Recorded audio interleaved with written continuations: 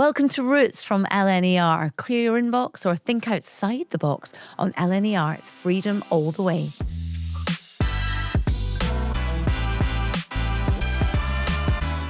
Hello there, welcome to The Quiet Coach on Roots from LNER. I'm Jenni Falconer, and on this episode we are diving very quietly into the travel mind of presenter Penny Lancaster.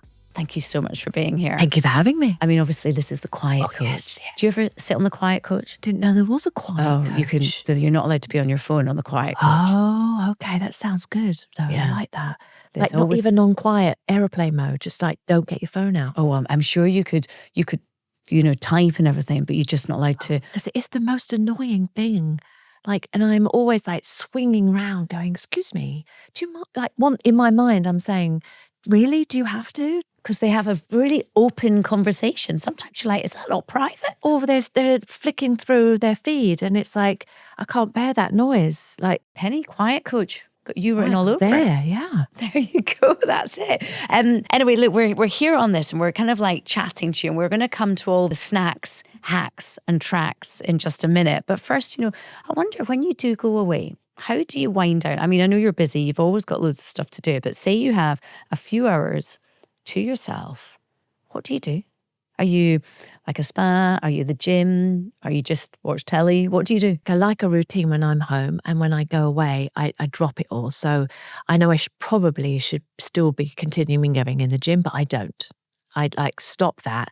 And then I do try to find somewhere where I can get a massage or, get my nails done or something like that. Just a little something for me. Make sure the kids are all occupied and everyone's happy, and then mummy's going to nip off and he won't see me for a while. And then make the most of using the steam or the sauna and going for a swim. Going for a swim is probably my favourite thing to do. I find, because the weightlessness of it. Yeah. Especially if you're on holiday and there's no time restrictions and you can just relax and take your time doing it. Oh, how lovely. Yeah. Very nice indeed. And then when we're talking about traveling as well, is there a place you've been to in the world that is absolutely your favorite? Somewhere, if someone was to go, where do you recommend I go? I can go anywhere. Where would you say? Well, if you're an early riser, and I think most mums are, with the school run and everything, you have to get going early. When I was on holiday with my husband, we went to Tanzania. And then when we had our children, we took them back there. They were happy to stay in bed. I got up while it was still dark out. I was so excited. Got all my gear on and layered up because it's always a bit chilly first thing in the morning. Head out on a Jeep with a tour guide with a picnic basket in the back with breakfast, with a warm toasty rolls and coffee and orange juice, and just head out and watch the sunrise and watch all the animals wake up. I mean, for me, that is bliss personified. Yeah, it sounds amazing. And also because you're such a brilliant photographer, you must have the most amazing pictures that you've taken in locations like that. Absolutely. Just kind of looking back on them and just like, was I actually there? Seeing like a carcass being ripped apart sounds a bit gruesome.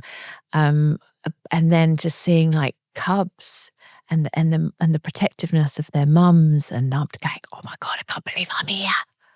Just like everyone already be quiet. That's where you definitely don't want someone's phone going off. Yeah, without a doubt.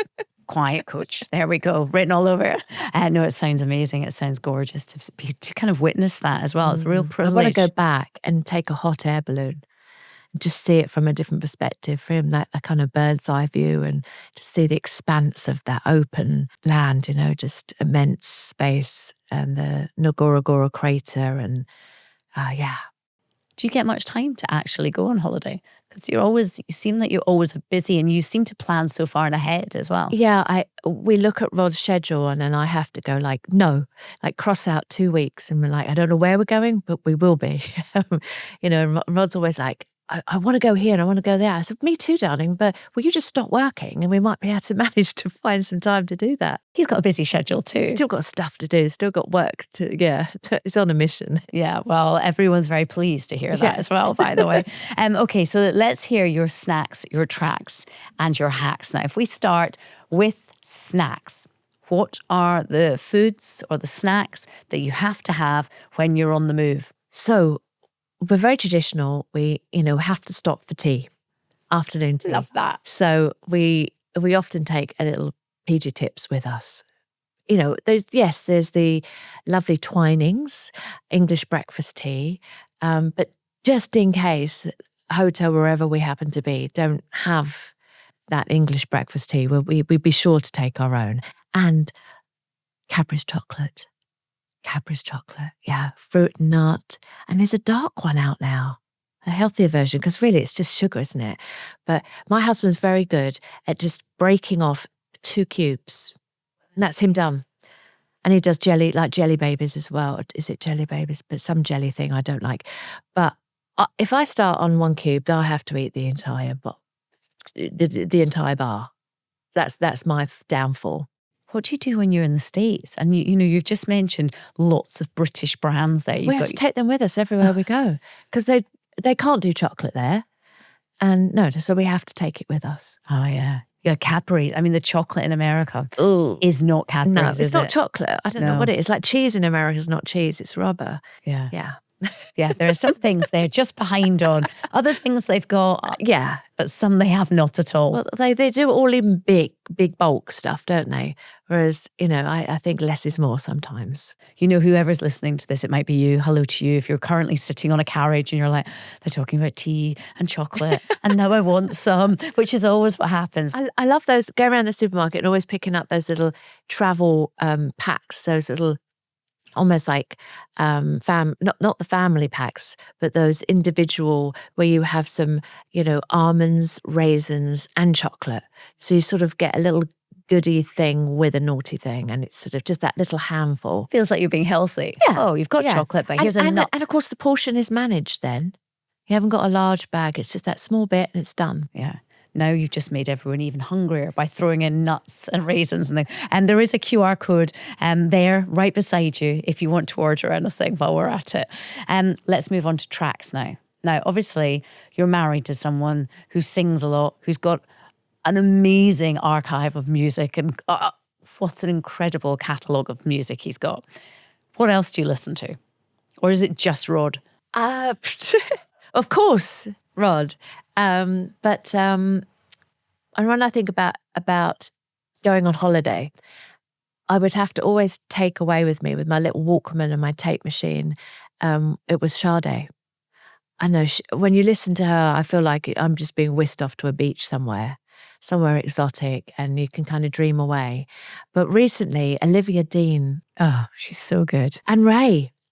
How funky and cool is she? Her voice is I love amazing. those 2 girls. Rod recently did a song, an album with Jules Holland, jazz album, and we were on Jules's New Year's Eve show, and Olivia Dean and Ray were both on there, so I got to see them perform live. They are spectacular. You need to get Rod to kind of do a duet with them. Yes, That'd be cool. That would be cool. Be really cool. Let's move on to hacks now as well then. Tips and tricks that make travelling more enjoyable. And this is good, not just because I'm interested, but also it's useful for me to know any tips and tricks. I'm sure you've got a few. If you could please share. What would you recommend? Well, the travel cubes, I think they're a genius way of helping to organise your packing, because when you put everything in your case and then you lift it, or you zip it up and you lift it up and it all falls to the bottom, and there's always this gap at the top, and it's all right, I suppose, if you've forgotten something, you can just loosen the zip and just stuff it in, but it's all jumbled up when you've just tried to place it nicely. So the cubes, I think, are a great design, and you can have one for jumpers, one for like jeans and underwear, and it's all organised, so then you can take it out and unpacking is simplified. And also you can buy those, because I use those as well. You can buy loads of them cheap on Amazon. Yes. Just buy a bulk of them. Yeah, and it just saves so much time. Easy sort of like, obviously, if you're just doing a quick overnight stay, you've got your main case for the long travel, but then do a smaller overnight and like a hanging bag, so that if you've got something you want to wear as soon as you arrive to go out for dinner and you don't have time to iron it, sort of, so a travel that you can kind of just hook up somewhere and keep things kind of crease free. Are you good at kind of minimising beauty products and makeup? I try to be. I go, right, what's the essentials? I'll need this. And I'm thinking, look, because I've got the makeup and then I've got the toiletries and then I need my HRT and I need my, my oils and and it ends up being a lot. I know, it's impossible Yeah, to make it smaller. I'm like, if I get mini sizes of everything, that would work quite well. It is a tricky thing. The other question is, I mean, obviously being on all these transatlantic flights, I feel like you are the expert in how to get over jet lag. How do you do it? Well, I mean, Rod's been doing it forever and he still finds it the jet lag tricky. But I think definitely don't drink on a flight, as tempting as it is, because you've got to stay hydrated. So hydrate the day before you travel. I have a lot of carrot juices that I think are really beneficial for that. Cucumber, coconut water, lemon, honey, like flavor the water if you can't just drink straight water, but hydrate. And also to get on the clock, the time that the time zone that you're in is just expose yourself to daylight. The moment the sun comes up, even if you're not ready to, I think the more you can expose yourself and get your body back on that time zone and sort of fit in with the food as well, because your body is used to absorbing certain foods at a certain time. So that the moment you can jump on their time zone and don't go, oh, well, it's only so-and-so time where I just came from, the quicker you can get on it, the better. Which way is worse for jet lag, going to the States or coming back? Coming back. Always the worst. But I mean, if you're only going to go away for a couple of days, then you'd need to sort of almost stay on the time where you were, because you're going to go back there in a few days. So it really just depends how long you're going to be away. They always say an hour for every day you're away. So if you're away for a week, then you definitely need to get on the time zone you're in. Okay, excellent tips there. And thank you, Penny, for joining me on The Quiet Coach with LNER. Penny's new book, Someone Like Me, is out now. And if you like what you heard today, why not rate and review wherever you get your podcasts, and make sure you give us a follow. We will see you next time on Roots. BLT or G&T. With food and drink delivered to your seat, it's freedom all the way with LNER. Roots from LNER is a Distorted production.